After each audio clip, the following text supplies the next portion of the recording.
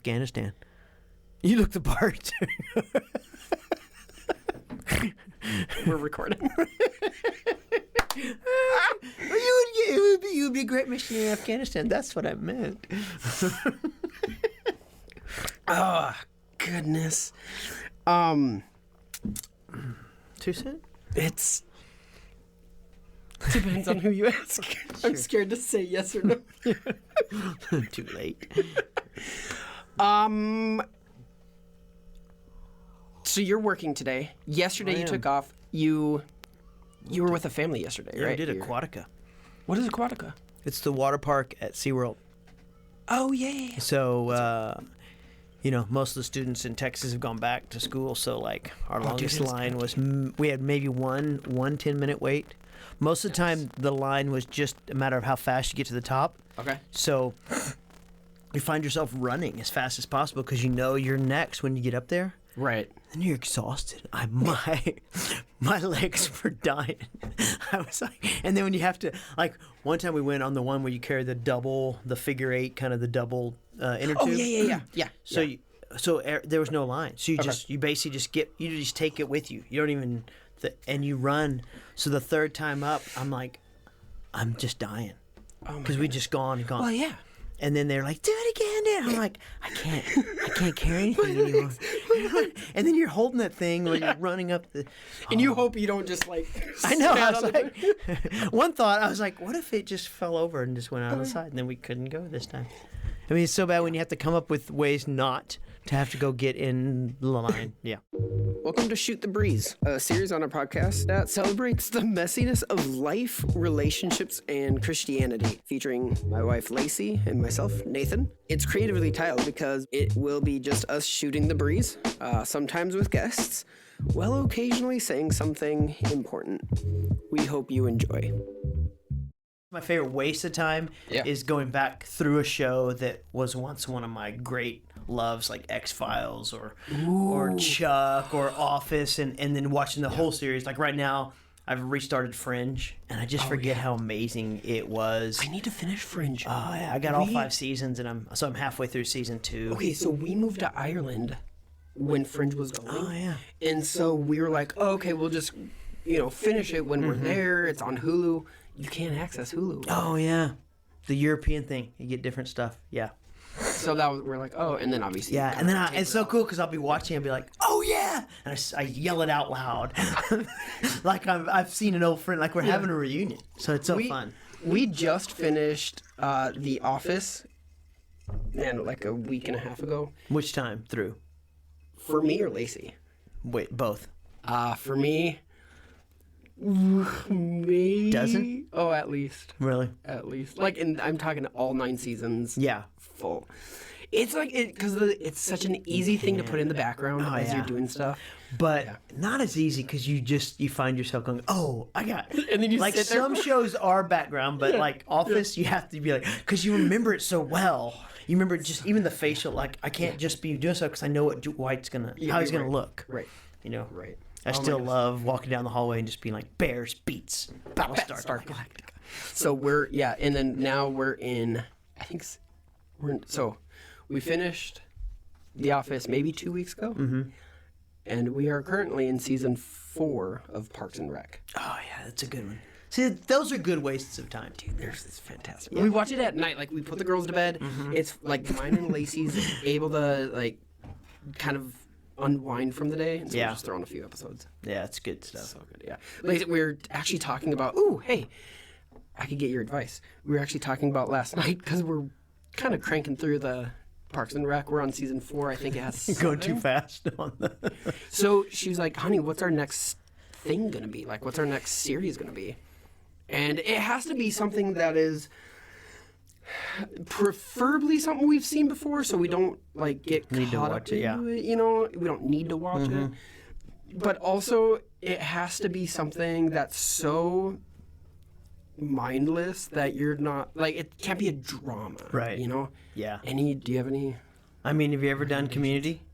No. I think it deserves its place. Really? Yeah. I've always heard dumb, like it's dumb. There are some dumb parts, but then there are some just brilliant, like, I don't know, they're just, Like, to me, Community's worth it. Okay. I'll have to. But if you haven't seen it, you might want to sit through and watch it, because the characters, you just gotta you enjoy every character for themselves, for who they are. Yeah. And then of course they bring in Chang, who's he's just hilarious. He's so funny. He was a doctor. Oh wow. Did you know that? Well, he plays a dean and a professor and a No, janitor and everything. He was a doctor on the show. I think it was Chang. Yeah, he was a doctor, and like legit. Wow. And he, I think it's Chang. I think it's the one. He was in. Wait. He was in The Office too, right? He played. Chang was in The Office. Was Yeah, he? he played the. He was in an episode about Maybe. acting class. Maybe. Wasn't he in that one? Maybe that was. Yeah. So okay, he was a doctor, and they're like, "Hey, can you come on and do?" I think this it came role?" season 2 of Community. He came in. Okay, Community. I'll have to I like that one. write that down. Okay, so watching Yeah, just watching stuff that shows. doesn't add anything to my life, but doesn't take it away either. Okay, dealing with like love languages, quality time, gifts, acts of service, words of affirmation. What would you say your love language would be? Physical touch. I would go with words of affirmation. I couldn't think of the word. Encouragement. Okay. Words of affirmation. Okay, That's probably okay. my main one. Cool. Yeah. Have you noticed, like, depending on what season you're going through, do you notice that shifting at all or changing, or has it changed at all? Yeah, I don't know if it's like, it's not a seasonal, like in the year, like, seasonal affect thing, but like going through stuff in life. Yeah, like different phases in your life where it's like, Yeah, sometimes it's because there's physical touch, but then there's also just the camaraderie, like like that person like in my space, Sarah in my space. Sometimes I'm just like, don't go out to eat with anybody else. Stay here with me and watch this mindless show. I'll have Lacey, like, I'll be doing something and she'll be doing something, and but I can't move, like I'm doing my therapy or something like that. I'm like, hey, can you come in here? And she's like, what do you need? And I'm like, can you do whatever you're doing right there? You stay there. Like, I need you in my peripheral line of sight. Yeah. Yeah. What is that? Yeah. Yeah. Sometimes that's the one. Okay. Yeah. That needs to add. But I'll always add 2 because I always want the word of affirmation. Sit there and tell me how good I am. Yeah. I don't even do the don't stop thing. I'm just like, just keep it up. Yeah, let's keep it going. Good. Okay. Awesome. What? Oh my goodness. Okay, so you're lead pastor of a church. Okay, so some of the things, I've never been a lead pastor before. I've never been technically I lead this ministry, but it's me in this room. Sometimes your daughter's over there laying down reading, but Yeah, exactly. Yeah. Well, yeah, I bring one of them in for like homeschooling. We homeschool, and so I bring one of them in, to do her homeschool here, or schoolwork. Do her schoolwork here. Lacey is adamant. I keep calling it homework. Like, hey, you got to do your homework, and they're like, schoolwork, Dad, and I'm like, yeah, but you're at home, so it's homework, and they're like, but our home is our school. Anyways, so okay, working with, and I'm gonna focus on like working with a team. I guess what are some things that that are incredibly annoying, frustrating? I'll get to the positive side too. Mm-hmm. But like as anyone works with a team, like what do you find to be some of the most difficult things to work through or work on? I would say, and I don't know that I've arrived that I'm like totally right in everything, but for me, Right. and the moment I'm going to believe I'm right, but I'm not. Yeah. But those who need me to micromanage them, Oh, okay. I struggle with that. Now, if they need to learn and grow, and they want to, that's one thing. But if they basically are like, Can you pull that up towards me, push that away from you. Sorry. away from me. Yeah. If they need me to micromanage them, Yeah. I'm always, and I say this typically to them after a time, if I'm going to do your job, then I get your money. Mm. I get the paycheck if I do your job for you. Where do you draw the line though between the micromanaging, but then like you're saying that They don't want to training? learn.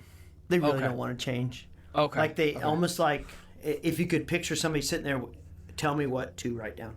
Okay. Tell me what to do. Tell me who to call. Tell me what to say. Yeah. You know, it's like it's one thing like, hey, you gotta make phone call, check with them, or the volunteers, or do different things, and you're training them with them. But I've worked with a few people in life that basically are like, you do it, but you pay me, and that's number one. I don't think you're doing people or a church or Jesus any benefit at all, because it's like you're not willing to even care or shepherd or try or lead. You're just basically you're the ultimate selfish consumer. Yeah. Now I get that there are consumers even on a team. That's okay. Right. It's a give and take, but you got to be growing. Yeah. But that drives me crazy. When do you when do you usually start to? Is there anything practically? Because I'm thinking of people like bosses who are like, man, when do I let this person go? How long? Because there's grace, right? Especially as Christians, whether you're in the church, whether you're own a construction company, we always show grace. Right. But at what point, like for you, what have you seen to be like, okay, I'm erring on the side of like enablement almost. Like, do you have any where you start like going, okay, I'm gonna have to start considering? Yeah, I mean, I think you look at it and go, okay, do they really have the qualities in them that can be cultivated to grow them into that, or are they just either hell bent on no, or they just don't have that, like if somebody's just so super technical, but you've put them in a place of ministry, like to people, like what shepherding and pastoring it would be, like, is that ever going to be something you can overcome through training and opportunity? And sometimes you just have to go, it's not a knock on the person, but that's just not the right role. Yeah. We use the old, I can't remember what book it was, but it was famous back in the day, and we say the phrase a lot, the right seat on the right bus. Was it Good to Great? That's what I always think, but then I think I heard somebody say something the other day, and I'm like, I think that's a different book. So I don't remember. Okay. But I always think of Good to Great, and then I'm like, maybe I was wrong. But, you got to help them be on the right seat, on the right bus. I feel like Good to Great gets like all the credit for all the really ones. And they might. That's why the guy's probably like, another one. That's right. I did one good thing, and they always give me credit because they can't remember specifics.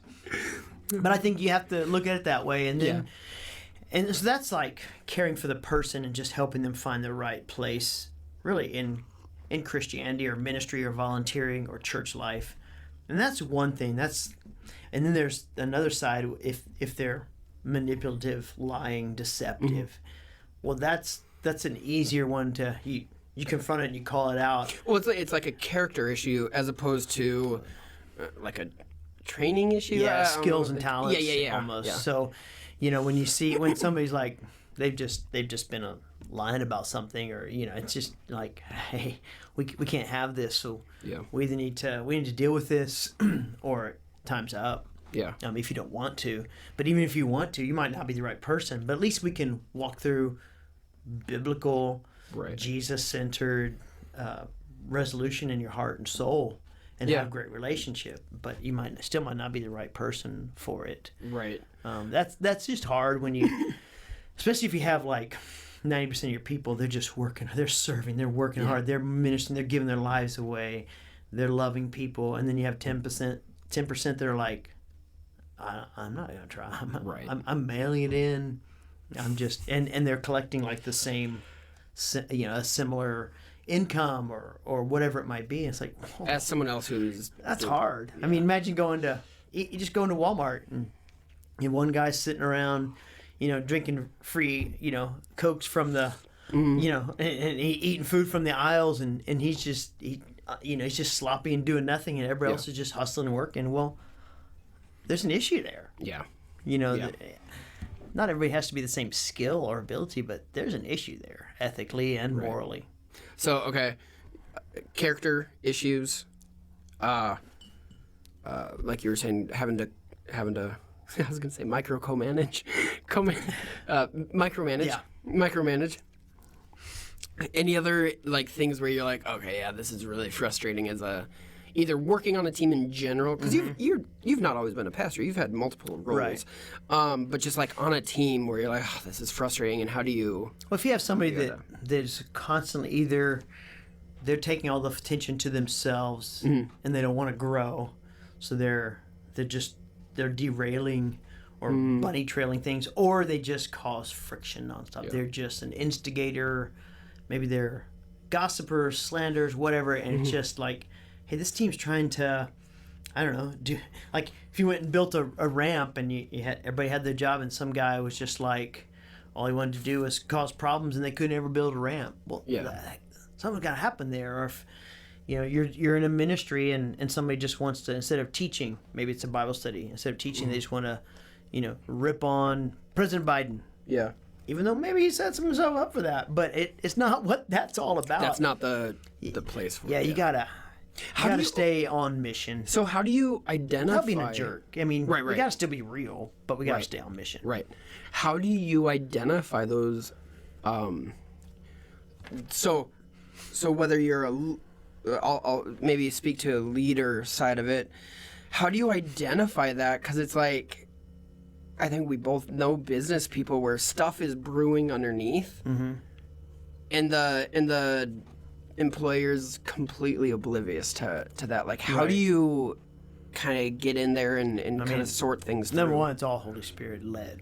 Like, initially, oversight and minuscule, it's Holy Spirit. So he's the one you're like, show me anything I need to know in a big general sense. But then also for people, you're like, man, is there anything, is there something missing here? How, you're praying for specific people. You care enough. Yeah. And so you're asking the Holy Spirit, give me words to affirm. Give me ways to like come alongside them. Give me, do you want them challenged in any way, Holy Spirit? I mean, it's a Spirit-led life. And if it ain't a Spirit-led life, I don't know what's the point, honestly. Because Jesus was Spirit-led. Yeah. Oh, yeah. So the King of Kings, who we all look to and we're always promoting Jesus, well, he was Spirit-led, so I got to be in every facet of my life. So that's in a big way, but you're also training other leaders that are maybe leading or inputting into those people the same thing. Hey, you're going to see things I don't see. Whether it's because you're boots on the ground with them all the time. Yeah. Or the Holy Spirit just speaks to you and then through you. Yeah. He's not only going to ever speak through the lead pastor. And if any church thinks that only the lead pastor gets the info from God, they need to figure out what reality is in Jesus. Or they need to go to a different church if that person really believes I'm the only voice, really, for all of you. Man, I would say tap out of that church, man. or confront it. Yeah. Confront it first in love. But no, that's not healthy because every believer's a minister. Thus, every believer has the leading of the Holy Spirit. Okay, wait. So I'm gonna take two roads here. First road, Scott, you're the one that God raised up to be in this church. You're the one that God raised up to be the in charge.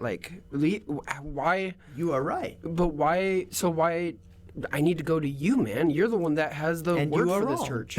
But no, that yeah. I mean, it's right and wrong. Yeah, I was called here to be here to lead this church at this time. Yeah, as the lead pastor, and then to oversee this church as a part of an elder body. Right, and not the elder body. I'm not the elder. Yeah, I'm one of great men who just pour their lives into it.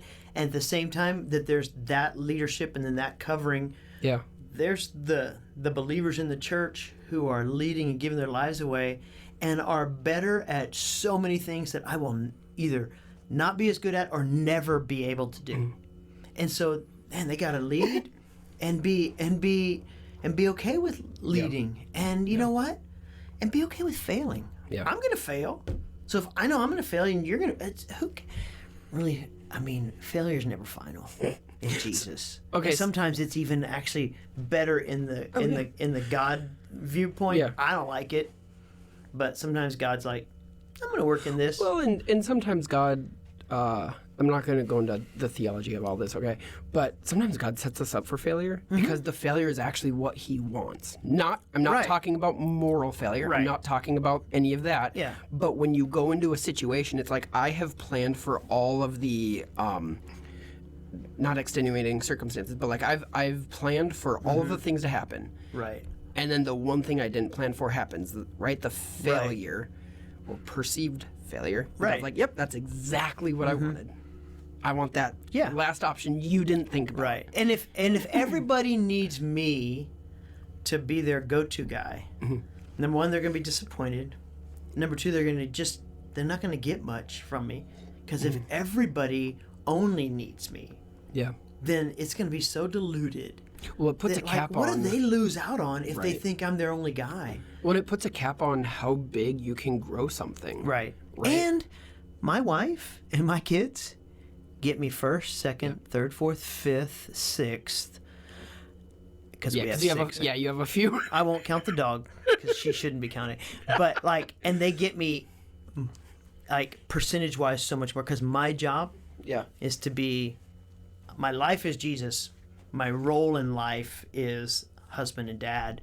Yeah. And there's just a portion of time that I am the leader over Jesus Church at this location. But it's his church. It's not mine.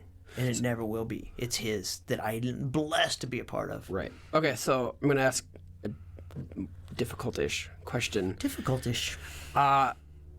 When are times... don't worry, I'm backtracking back to the other question I had. But because you brought family up, when are times a pastor, business owner, all of that, things take different precedence in different seasons and times. Yeah. So not that you have to give an answer like, on February 1st, my church comes first and my, whatever. But like, how do you see and recognize those times when it's like, oh, I need to sacrifice my family for this, or vice versa? I need to sacrifice my staff for my friends. I need to sacrifice my friends for my family. Right. Like when did I think that's just deep relationships and trusting, having good communication, vulnerability, being authentic with the closest ones in your life, whether it's spouse or my kids or the ones I'm blessed to work with every day or lead with as elders, and they just know things are going to get covered. But sometimes we the old saying, rob Peter to pay Paul. It's not really rob. It's like, hey, right here I'm not. Like yesterday, I went to Aquatica on a day that I had to work because today we have a memorial service for a sweet young girl who died. Yeah. And so I'm like, I'm going to work Friday to minister to the family. And because that girl mattered a ton to us at the church and in the community. So my family got me yesterday, but they lose me today. Yeah. And it equals out. And they're good. I'm leaving. Of course, whenever I take my sport coat, my kids are like, somebody getting married or dying? That's what they always ask. I'm not going to wear it that much. Yeah. And my two boys, Daddy, where are you going? What's going on? And I told them, and they're like, oh. And they're just asking me, instead of, oh, Dad. Yeah. They were asking questions about her and about her mom, and did you know her dad well? And they're asking genuine questions about a person's life. And I'm like, that's a win. That's awesome. When my kids aren't complaining that I'm not there on a Friday, they're actually asking about the grieving family. Yeah. That's awesome. Made. So, okay, I want to circle back. It'll never get old or work. Ever. Except I actually do circle back. Well, I know, but as opposed to our president's person. So we talked about, the one person always being the go-to, like the lead, whether it's a pastor, right, boss, whatever, always being dictator. Always being the one that you go to, right? Okay, in the church, this one often comes up. Scott, I know you're the pastor, but you know what? I'm a priest. Why are you telling me what to do? Right. I just come here and you know what? I'm a priest of my own home, myself. And so I don't need input, other people. Right. And then it kind of like the idea of maybe So one being a micromanager, pastor, having to talk to everyone or be the guru that everyone goes to. The other side of that is the person who's like, nope, I'm an individual. Right. Or the / pastor who's like, oh, I'm just going to let them do whatever, you know. Yeah. Well, I think first of all, you go, what does the Bible say? You know, I mean, Scott, you pretty easy. The New Testament is not hidden for us, and you would think that, like, Paul, can you write about something different? There's a reason he writes it over and over to not random churches, various churches. Right. It says the same thing in different ways. Okay, disagree with Jesus then. Right. I can't stop you, but I can point it out to you and I can love you. I lead here, but then I submit to elders, and then I am an elder. So there's we have to have this mutual submission in humility of going, I submit my life. You've called me to be a part of this church. Yeah. So I'm going to do what number one, what church, the New Testament calls me to be part of a church. So I'm going to do that. And then in that, the New Testament tells me how leaders lead. And then I got to submit to that. And then this church is set up in a unique way, not like other churches, but there's similarities, and they're gospel-centered and kingdom-minded. And that's how they lead. Yeah. And if you struggle with that, and let's find out why you struggle. What role do, pastors in the community play with regard to that submission and working together? Because we've both of us have lived in communities where no matter what denomination, there might be a few, outside, but like we've lived in some communities where the pastors, for the most part, seem to get along, seem to work well with each other. And can you, what have you seen as this is the result of pastors working together, as opposed to this is the result of pastors not working together, no matter what denomination they come from? Yeah, I think that is it's harder to nail down. So I think it has to start with grassroots of, man, we love Jesus, we love our churches, and we're for one another. And then you come together and you begin to grow. For us, a catastrophe like the floods brought us together in a greater way than ever before. Failure in weather. Yeah. And people losing their homes brought together now 15 plus churches. That's incredible. To be really tight. And then even within that, for me personally, there's 3 other churches that I'm really, really tight with. And we bounce things off one another. We're there for one another. Yeah. Sounding boards, rallying to all that stuff. And then sometimes we poke and prod because we're close enough to poke and prod one another and ask the deep questions. And for me, a couple of us are more of the kind of the charismatic. One's Pentecostal, and then the others, they're a little more, one's denominational, one's, kind of in that vein. But then our friendships are so deep. And then one pastor who I was really close with before he passed away, I mean, we would poke each other almost like punch in a good way, like tell me really, and we could, and that was cool. But at the end of the day, I don't own what they do. I'm not in charge of them. Right. So that is where this camaraderie and humility comes in.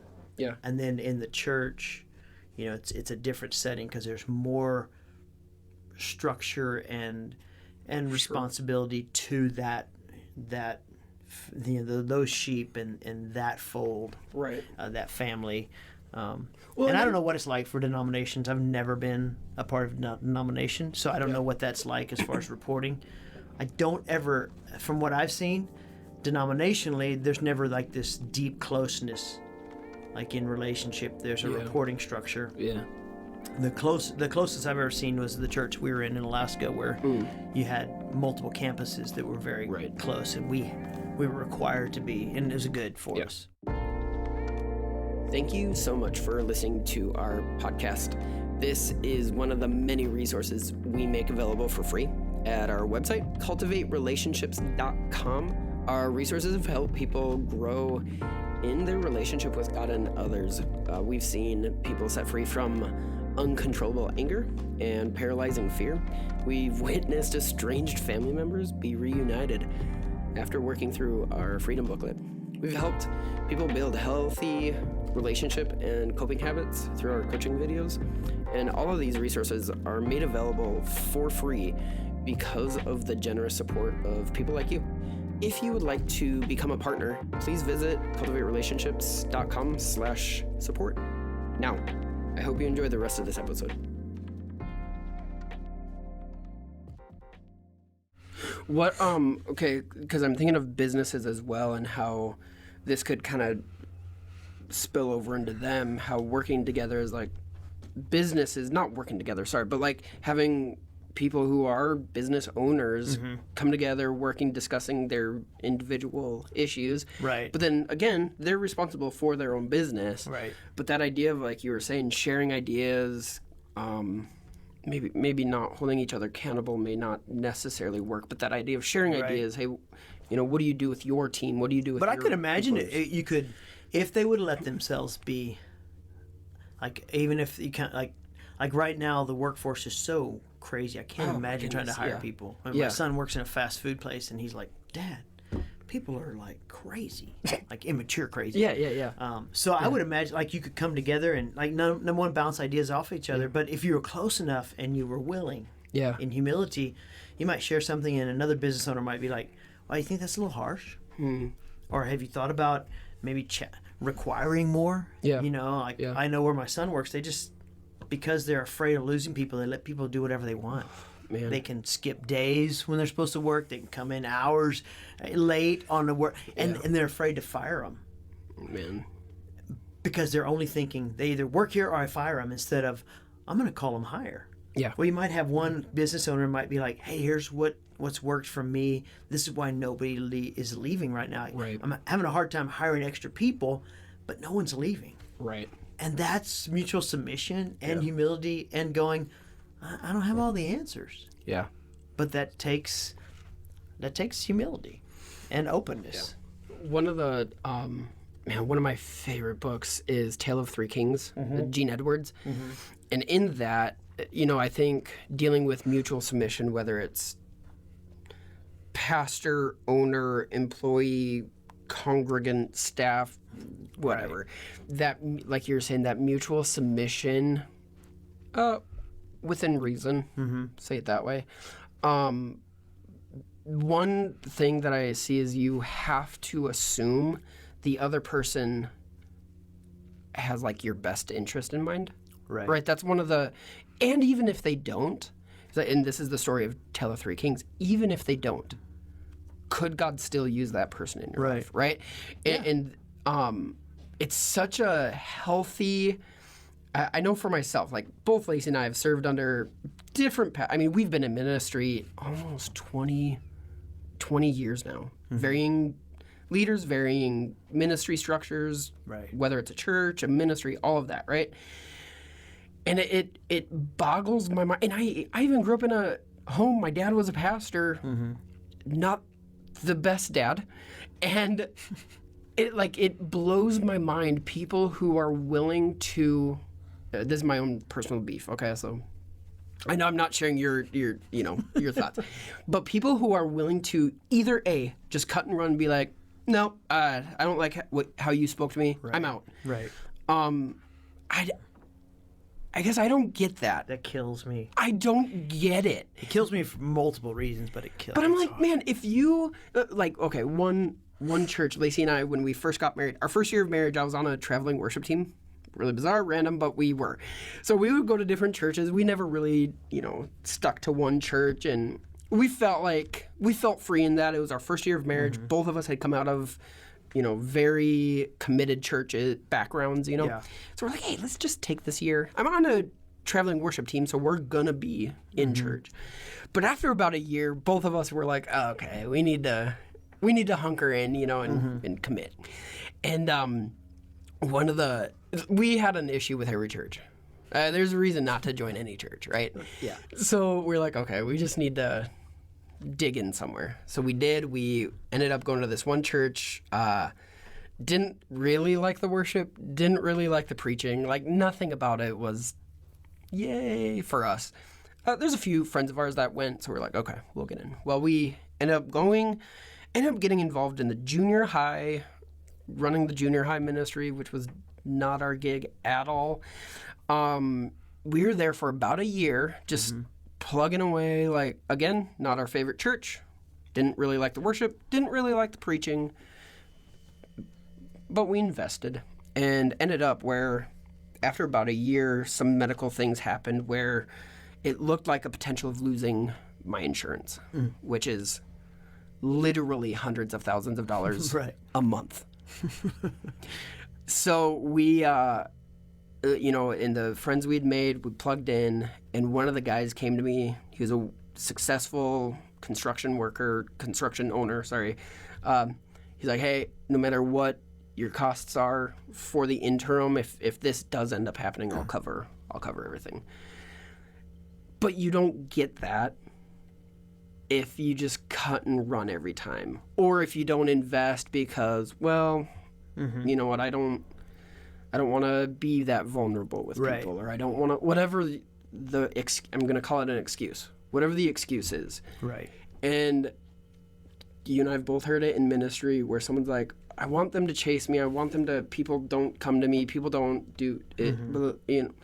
Again, this is my own soapbox. I hear you. No, but it's that thing where it's like, I don't understand the mentality of, okay, we're just going to not be in community. We're not going to go to submit ourselves to a church body, right?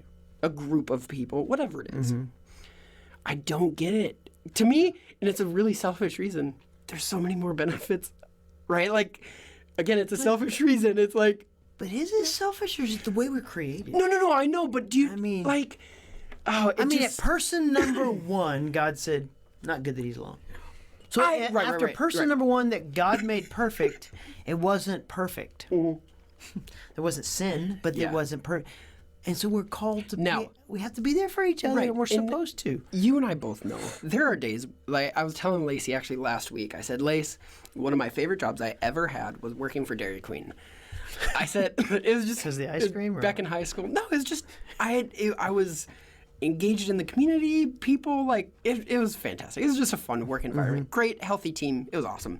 And I was telling her, I'm like, I sometimes wake up dreaming that I could work at Dairy Queen. She goes, I feel like you can maybe like reach a little strive higher. Yeah, strive higher than that. I'm like, I understand that, but Zion can get you a job. I don't want to. No, but it's these things, right? We all have these days where we do want to quit, where we don't want to be in community, where there's days you don't want to submit to that person again. And if you don't have those days sometimes, are you human? I mean, are you actually in relationship? I mean, are you actually in... I mean... But so I'm not saying there's not those times, right? But I don't know, like, how do you handle those days where you're just like, if I could, I don't know what your dream job is. Here's the thing, Dairy Queen's a dream job because it has like no take home, no requirements, right? Like no requirements, no take home stress. It's like, I go, I serve ice cream, clock in. Yeah. What is your, like, what would be your clock in thing? If you had to pick, it's something like cutting trees with chainsaws and mowing the lawn. Oh yeah. Okay. I mean, yeah. All I have to do is knock things down and cut things down. Yeah. And then you're done. The lawn's done. The trees are trimmed. Yeah. Okay. And I'm outside. Yeah. Okay. So what do you do on those days? Like, what do you do on those days? Because it's like you were saying, you have people you submit to. You have people who I'm confident you submit to, who you're like, I think you're dead wrong. Right. What do you do, though? How do you handle those days? I mean, it's got to be just being real and authentic with my Heavenly Father. Yeah. Just let him be Dad, and let him just, number one, comfort me, whether it's through the Holy Spirit or just him as a dad, and then also go, God, it's not about you, but I love you, and eternity's on the line for people, and I want people to grow and become greater in me, know me more, live for me, reach lost people, whether it's they're lost in pain, and so they're just loving him, or they're lost in a loveless place and they have compassion or whatever.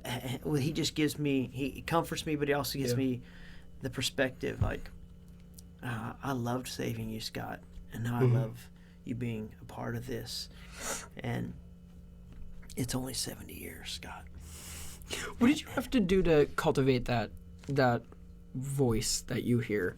I don't mean voice as in, like, you're going crazy. I mean, like, but what have you had to do? Because I think some people are like, okay, that'd be great if God talked to me that way. I understand. Yeah, I hear that a lot, too. And I think it's, you just go, okay, you know, I want to know you as my Father. I want to read Scripture. I want to have a prayer life that's real and not.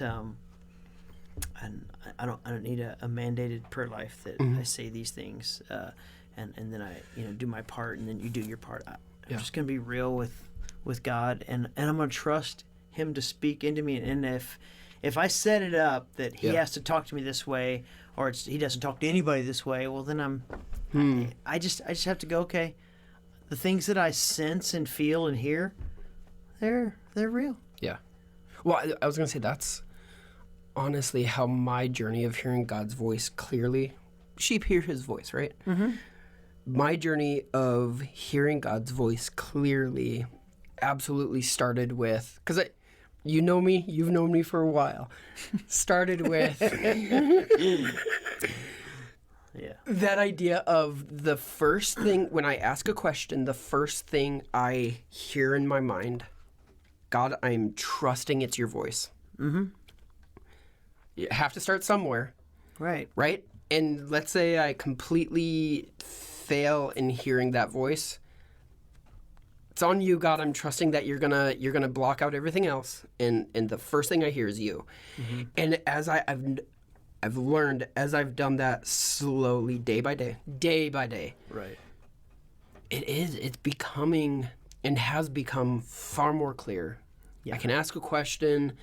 If I don't get anything back, I recognize quickly either A, God's already answered it, and He's just like, really again? Like, I just don't want to do it.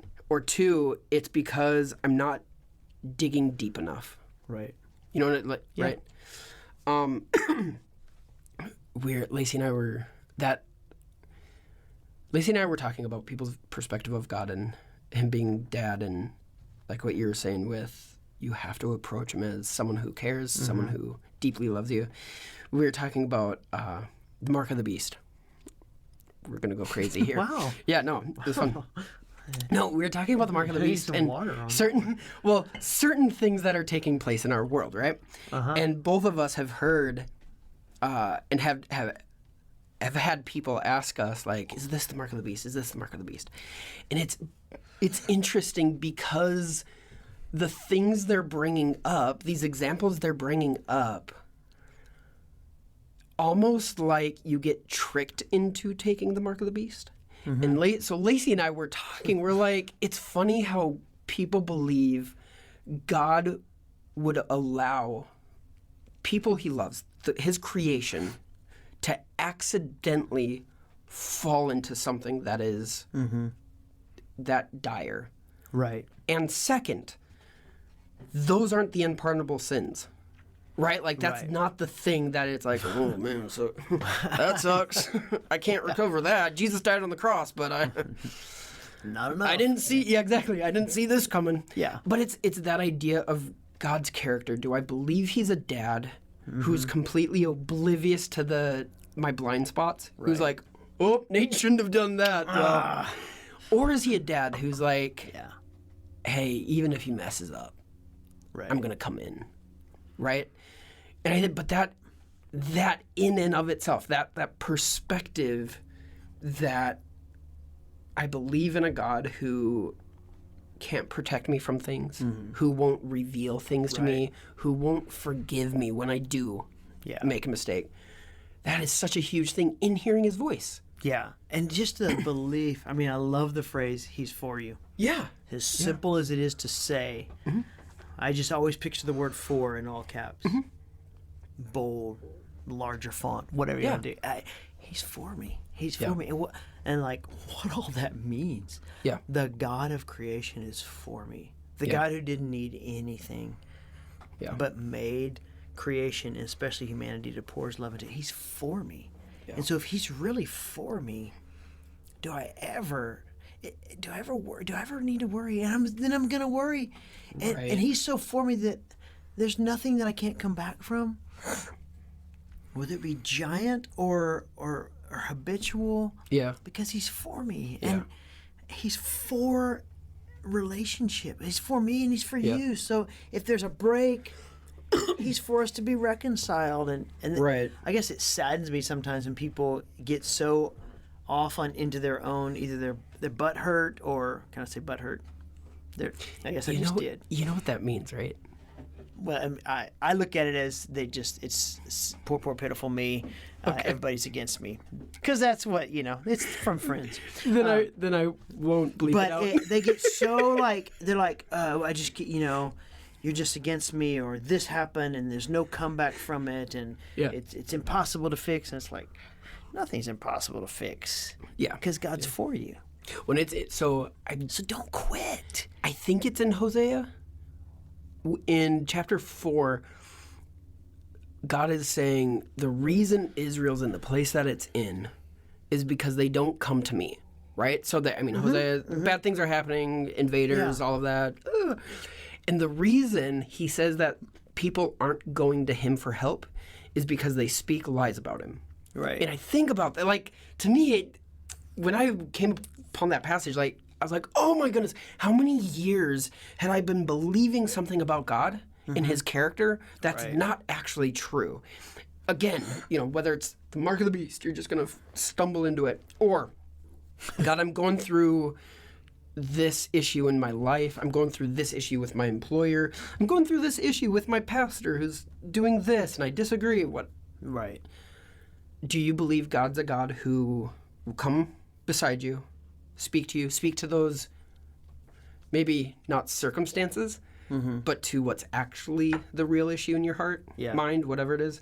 Because it's always a hard issue, isn't it? I mean, isn't in the scheme of things, I know he loves people that have wealth and follow him to bless all these things, but absolutely, at the core of everything, he goes after the heart. It's only the heart. It is. It's again, same passage. He says, I don't desire sacrifice. I desire you to experience me. Right. That's ultimately all I desire.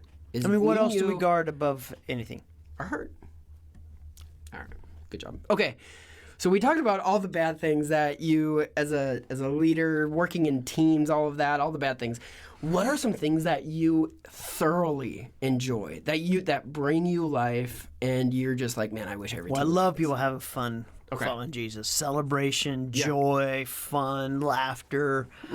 I mean, what I think of the antithesis of religious following of Jesus versus the Jesus that I think would just have a blast and joke and laugh. Yeah.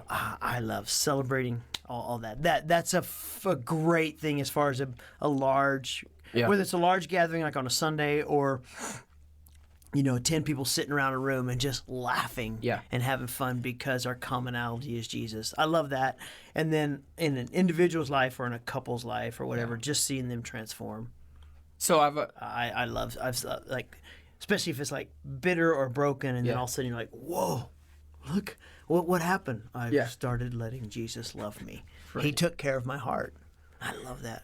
So before I agree with you, I'll say it this way. So Scott, you're saying that people's salvation and lives, them going to hell or not, that's like a joke. That's something fun to just mess around with. It is funny. No, just kidding. No, right? No. We both know people who are like, no, Scott. It's serious, man. The Christian life is serious. Yeah, I've served in that church before. Gosh. No, but and the best. It was so funny because there's so many people that I loved from a place where I served. Where it was just that. Yeah. It was all about processes and if you do all the processes right, then everybody will live right. And it's like nobody was happy unless they were outside of the church setting. When you're doing community outside of church setting, some of that, and I even ran into a number of them the other day where we used to live, and we had so much fun, and just seeing them again, laughing, That's awesome. hugging, high-fiving, and it's like, but then they go and they become a different person because the religion of the place says you do this only, and if you don't, and then we can go over here and we can laugh. So they segment their lives, and I'm Which like, is what? It's funny because when you look at like the New Testament and the people that enjoyed Jesus hanging out with him were the Notorious sinners and scum. the people who had fun. Yeah. That sounds really bad to say, but it's the knock on him, the religious knock on him was he hangs out with needy, broken, scum people. Yeah. Here's even more funny to me is the only people Jesus ever talked about hell to were the religious people. I know. And they're like so serious, like, oh, people are going to hell. We need to be serious and tell them about hell and why they're not going. They are going there. It's like, you are the people that Jesus talked to hell about. But it's so, and you're right. It's the thing, ultimately, that joy, happiness, celebration is the thing that draws people to Jesus. Right. In reality, it's not your rules. It's Christianity shouldn't draw me to Jesus. Jesus should draw me to Jesus. Yeah. And I'm a Christian. That's great. I mean, I'm reading that book, Speaking of Jesus, which I don't agree with the whole thing. Yeah. But he's like the guy. He's a former YWAMer like me, Youth of the Mission, and so some of the takes I'm like, I think YWAM got to your head a little bit, but I was part of it long enough. I love it, and it's got flaws, just like everything else. But he's like, I'm fine if the word Christianity goes away, and we just talk about Jesus. Yeah. And I'm like, and then some of those times I'm like, but still, the point is, I gotta give him Jesus, not give him Christianity, because Christianity gives him methods and processes and stuff to do. Yeah. Jesus gives them new life and purpose. Yeah. And then in that, we can just be Christians. Yeah. In a church that is a family. As someone who is formally, again, me and my wife were talking about this, as someone who is formally crotchety, is that a right word? You were, yeah. How would you say it? You weren't religious like I think of a Pharisee, No. but you were what I would harsh. were harsh and reformed. Yeah. No, I wasn't though. Even back then, I wasn't. I felt it. Because that's what reformed people are. No. You were systematic. Very systematic, yeah.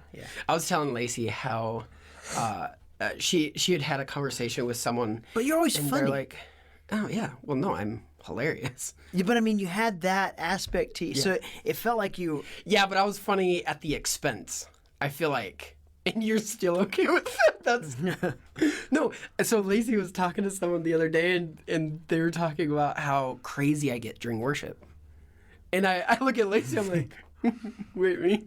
Like I might raise my hands, I may kneel, but like that's it. Like if anyone's crazy, Lacey's crazy. She's like charismatic crazy. And I was like, man, it's so funny because like I'm the person now who I would have made fun of. 100%. And you know that. Like I would have totally been like, he has lost his mind. Yeah. At the same time, I'm enjoying Jesus. I'm enjoying life. Not that everything's perfect or things have been all resolved in our life, but I'm enjoying who I am and who God's created me to be and him. Right. Far more than I did back then when I had all the processes, all the rules, all the things that I needed to do, right? And other people needed to do because they were biblical. It is interesting when someone experiences the living God for the joy, right? The Zephaniah verse, dancing over you, that like when someone experiences that for the first time. Right. And I was like, oh, this is way more fun. Right. God's actually way more enjoyable. I know. Because don't we... I mean, the times... I was actually talking with Sarah this morning, or maybe it was last night. Yeah, I think it was last night, about my dad. And we were just talking about different things, and I said, I remember him playing basketball with me one time, because I had a basketball court. He built me a basketball court and gave it to me for my birthday in our yard, and built the whole giant thing, and he played ball with me one time. I remember him playing football with us in the neighborhood one time because we had one of those classic Americana neighborhoods. Oh, yeah. Yeah. You know, and he came, he's an all-time quarterback. Okay. And I remember him swimming in the pool with us intentionally one time. He built a pool for the family, and then he swam in it one time with us. Those stand out to me. Yeah. Because they were deeply relational. Yeah. And because that's what it's about. The things that stand out. It's like, he did all the right things as far as honor and caring for his family and and taking care of that and taking us on vacations. But relationally, he was a broken man. Yeah. And so he locked up, and we got to be open and you know, I don't know. It's about relationship and enjoying life in Jesus.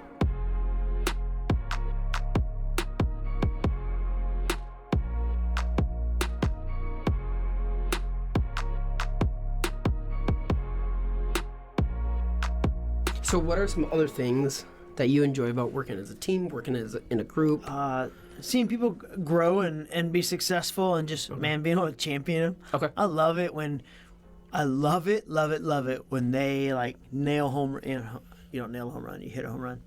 When they nail it, when they hit a home run, and when they hit a goal. Yeah, when they score a hoopla. No, I love it when amazing things happen. And you and I should not be sports commentators. Yeah, I'd be like that guy. But when they nail it, I just get to cheer them on.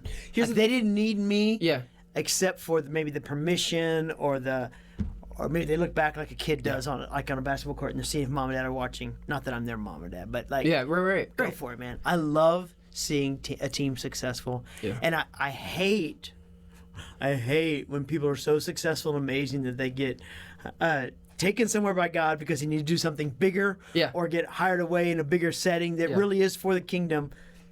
I hate taking the losses in a good way for the kingdom, because people are successful, but I'd rather do that than keep a lid on everybody where they can never really be outside of my that's what realm. I was going to say, Scott. Okay. You poured time, money into this person. Yeah. And that's not fair that they would. You need to keep the best here. You need to keep the best in your own home. But then, are they really the best if I control them? But I know. But it's that. I really don't become the best. It really, but they almost have to escape. Right. It's like a hostage situation. Yeah. No, but it's right there. Like there's people we know, whether in business or church, who are like, they're like, people are stealing other people from us. Mm-hmm. And it's such a different atmosphere. When that's the mindset and belief. Yeah. Rather than, no, we're sending. Mm-hmm. We're sending our best and brightest. Right. In reality, what God ultimately honors that. Mm-hmm. That was one of the things that we saw in Wasilla, constant sending church. And that was something that Deshaun from Sri Lanka said early on. He said, be prepared to lose your very best and to send your very best because of the manner in which you're allowing God to set up the way that he raises up leaders here. You're going to lose people for the kingdom, and it's good. And it was like, yay, until that happens. It's like, dang. Yeah, of course it's sad. Yeah. That person goes on and does something for the kingdom and Jesus, and then it also allows this person to be raised up. And I love that. Yeah. I just wish we could always keep something like just more churches that are like part, that you stay in deep relationship. But then, it's like wanting your kids to grow up and get married and have 4 kids but stay in your house. Yeah. It ain't never gonna work. So, okay, a couple of those things that, like you said, having fun together, celebrating wins, enjoying life, all of these things these are, and brainstorming. Like, I think, man, there's so many more good ideas that happen in a group, in an intentional group, that don't come to you like just as a one, right? Like, I can come up with an idea, but then bounce it off a team. It's one of the things I do miss about working with a team is I have a lot of ideas that I have to go like find people. Like, I'm constantly listen to me. Yeah, no, I'm constantly like running around the church like, what do you think of this? But what have you had to intentionally do to cultivate this environment? Because it's it is something that's intentional, and especially, and we've known churches where you go into a church and it's one way, and you feel like God's called you to that church, and it's like, okay, or an organization, okay, I know God's calling me to change the atmosphere of an organization. What do you, like, where do you go with that? It's persistence and endurance without getting ticked off. It's like patient persistence. Patient endurance is like... Yeah, but that's horrible. It is. Because everybody wants it to change like that. Oh, my word, yeah. But then, like, you know, if I slow cook the best meal ever, it's going to taste a lot better than microwave cook it. I don't know. Microwave's more fun because it's immediate. I'm a banquet Salisbury steak TV but fan. it's not as good. You know it. Come on. A microwaved tikka masala bowl is not as good as going to the best Thai restaurant. Thai food is awesome. No, I love Thai food, but I'm not a huge microwave Thai food guy. See, it wouldn't be good. It's going to the place where they take their time to slow cook it. But then it takes time and effort and energy and input and all that stuff. And when it comes out right away, I know for myself, I'm like, that was too quick. I know. I'm like, what was this? No. Did they scrape it from another plate?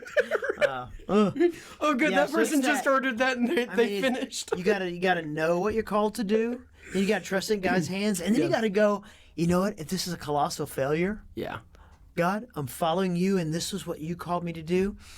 And if it looks like failure on this side of eternity, okay. I mean, even the last church I was at before I came here, they hired me to basically be who I am. Right. And it was like, I mean, because it was like, we are systematic. And I was like, but I got hired to do this because this is who I am. And we're going for the heart. And then after about a year, a little over a year and a half, it was like, the one guy was like, I can't go there, Scott.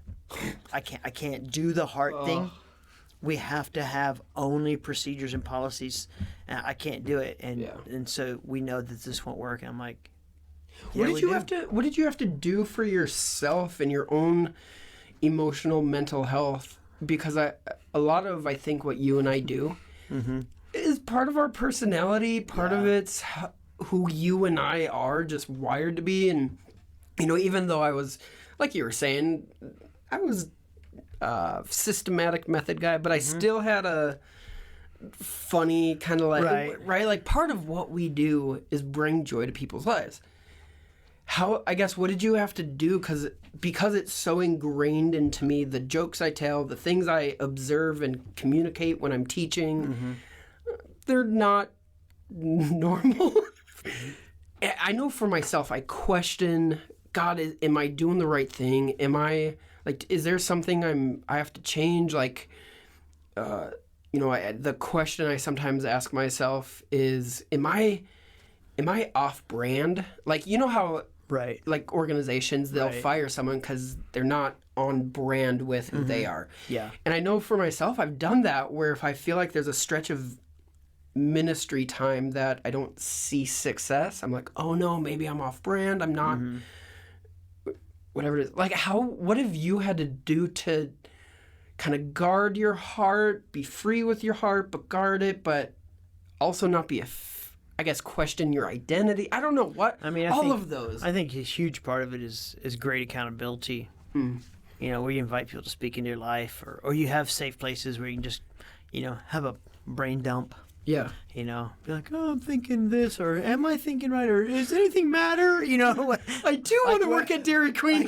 Whatever you share, the person won't go, oh, he's lost it, or he's looking to quit, or, we need to come down and like where people can just listen. Yeah. What I want to be for people. Yeah. I need to have those people that want to be that for me. Yeah, but if it's scary, especially if those people are, in my case, some of them are supporters. In your case, some of them are elders and people you work with. And so how do you cultivate that relationship in a way where you aren't scared they're going to fire you? Now, there's other people, friends who are in your life who, worst case, they tell your wife or boss something, whatever. But the people who have intimate knowledge of your life and I mean, that's a real fear, I know, for some people. I think just getting past like where anything known about my life doesn't scare me. Like now, I'm not gonna go bullhorn it and on the street corner to everybody, but like vulnerability and being authentic, being just totally open with my life. Right. That I have a large pocket of people that I can be, and I have to be mindful of where I say it. But well, I call it intentionally vulnerable. Yeah, I mean, even on Sundays when I preach this, I'm like, here's where I am. Yeah. And now I know that some pastors and some churches, if they say, I'm struggling with this, like the congregation will melt down. But like he cannot have a problem, all his thoughts have to be perfect. And isn't that what he's cultivated then? Isn't that a reflection of what he's cultivated? Yeah. And I've done it to the point, you know, I mean, I've been assaulted for it. I've walked through being assaulted for being vulnerable, and as horrific as it was, I mean the hardest period of my life. And you've lost people, relationships. And then I mean, had people come after me, come after my wife, come after my kids, come after my church. At this point, and I'm, by the grace of God, I'm still here. I'm like, it's not like I don't care, but it's kind of like, whatever. You want to destroy my life? I've told people who I am in my life. So well, I was going to say for being open and honest. And that's the thing. That's the biggest thing that defeats gossip, whether you're an organization, a church, a ministry, whatever, is that intentional vulnerability, right? Because I've had this, situation where I actually did stuff like, I wrote about it in my book. What book was that? Unlove. Okay. No, it's this idea that, you know, people would be like, "Did you hear what Nathan did? He went to a strip club and he looked at pornography," and they're like, "Yeah, because he told me."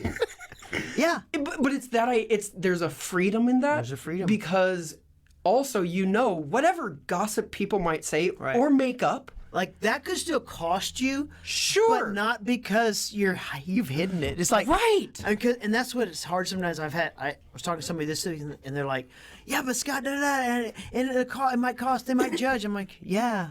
But, like, if they judge, that's really on them. And it could literally cost you this or that. Yeah. But, like, you're free, and you're not hidden, and that's their issue.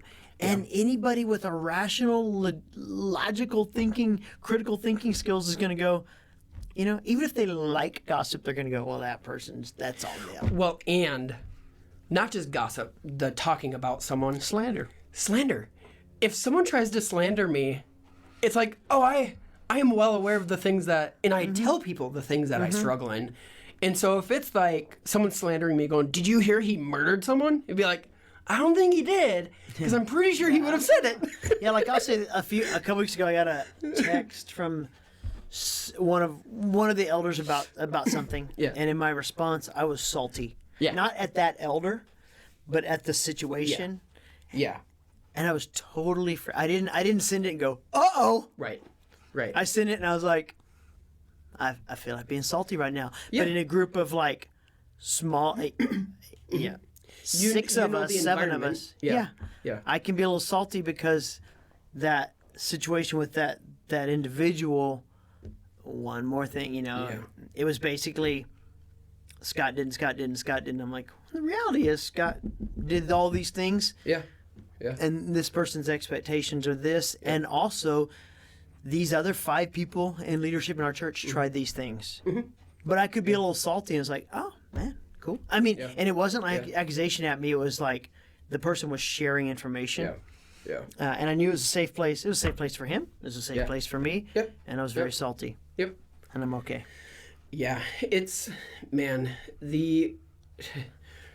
so funny because, you know, the term, you got to be authentic, right? I feel like it's completely lost its original meaning and the idea dealing with vulnerability. I love authentic, intentional vulnerability because that's where freedom comes in. It's what Jesus spoke about in John chapter 3, where he says, listen, anything brought to the light, man, that's truth. Yeah. And the hard thing is people who aren't vulnerable, they're going to keep things in the dark. And ultimately, those things that are kept in the dark are going to prevent freedom. Yeah. And it's not just freeing for me, right? It's freeing for the person I'm talking to who's like, man, Nate, I struggle with pornography, or I struggle with this addiction, and it's freeing for them, because then they see my current life, the freedom I currently have and am experiencing, choosing to walk in. They see that and they're like, I'm currently addicted. How do I get to your place, right? Right. And again, it's that vulnerability. Scott, I know what you've walked through. I know from your own personal choices to the choices other people have made against you. And how have you walked so free, right? Because I'm facing gossip or slander or whatever it is people are facing. That vulnerability, that intentional vulnerability, not just like, I'm going to get up on stage and share everything about my addiction. I will to a guy one-on-one. I'll be far more vulnerable and detail-oriented there. Because the settings, right? Yeah, right. But it's that intentional vulnerability. Right. To me, it opens up the ability to evangelize. Yeah. What I would consider like real evangelism. Hey, here's where my life was. Here's what Jesus did. Here are the things I had to choose out of that. And here's where I am. Yeah, I think vulnerable people are always authentic. Authentic people are always vulnerable. Oh my goodness. I don't mind the word authentic, but like you said, I think it's taken on a term. Yeah. And, well, this is just me. And I'm like, well, then you're not vulnerable, because I don't think you're really real. Yeah. So I like vulnerable and approachable, and only want to use the word. I only want to use the word authentic if it uses the word vulnerable, because it's kind of like I can't remember what show I watched a long time ago, and the guy was he was always like, tough truth. I'm a tough truth teller. I'm gonna tell it like it is, no matter what. He had another term for it, but it was like, well, that's just mean. Well, it's just me. I just tell the truth. That's was just it House? Me. May have been. But it was like, this is just how I, and you have to, like zero grace, I'm zero authentic because I just only tell the truth. It's Yeah. like, but you're not really real. Right. There's no vulnerability, and you're not ever, you're only ever blurring and blurting out things. Yeah. You're never willing to owning it, internally vulnerable. Yeah. Like that. So whenever someone asks me or tells me they're open, they're honest with everything, and if I know something about their life, I'll push that button. I'll ask them about it, and they're like, "Oh, no, I'm free from that. I don't want to talk about it." Yeah. Bingo. Are you? That's what we're gonna talk about. You? Yeah, dude, and maybe you can correct me if I'm wrong or you haven't had the same experience, but I've recognized that anything that is in a person's life that they don't want to talk about, almost every time it's because they're not free in that area. Sure. Right? Like, oh, nope, I already dealt with that. It's in the past. Right. I don't want to talk about that. Yeah. Isn't that part of our story? Like, isn't that literally the part of evangelism? Our testimony is, I will share that because Jesus healed it. Yeah. And I can talk to you about how Jesus healed it. I know. I think that's why Paul wrote the way he wrote. Oh, yeah. He knew what he had been set free from, and everybody else didn't. He didn't hide it. Yep. So he talked about it a lot. It's man, yeah. I love testimony. I love people's like the not the messier the testimony, because there's a lot of testimonies I've heard. To me, I'm like, that's cute. Like, there's nothing there, But when I see them being vulnerable with whatever their testimony is, I'm like, oh, I love that. Yeah, the story of Jesus' journey with them through. Yeah. Well, then, so at the same time, I've also talked to people who are like, oh, I did this, and this, and this, and this, and that. And I'm like, okay, how are you living now? I'm authentic. I'm doing, like, oh, so you haven't changed. Okay. I know. It's like, I'm just free and mean. Yeah. Oh, no. All right. Dude, thank you so much for chatting with me. I really appreciate it and loved having you back on the podcast. It was fun. Good sitting in your office. Oh, dude, I love it so much. It's quieter. Didn't hear any. I was talking with John. We were doing recording an episode, and We come in, it was earlier in the morning. It was kind of sunny out, one of those like sunny mornings. We come in, talk for about an hour, and we leave, and it's completely overcast and had like poured. Storm. Yeah. And I'm like, dude, I didn't even know because my office is so cool now. Do you have a goodbye like when you're done on your Yeah. podcast? Do you have like peace out? No, you know what's come so up funny with one. is at some point whenever we're talking, I'll say, okay, bye. Like that's literally all I do. Okay, bye. Yeah. So for example, all right, bye. Okay, bye. No, you don't say it. I say I it. want to though. No. Okay, bye.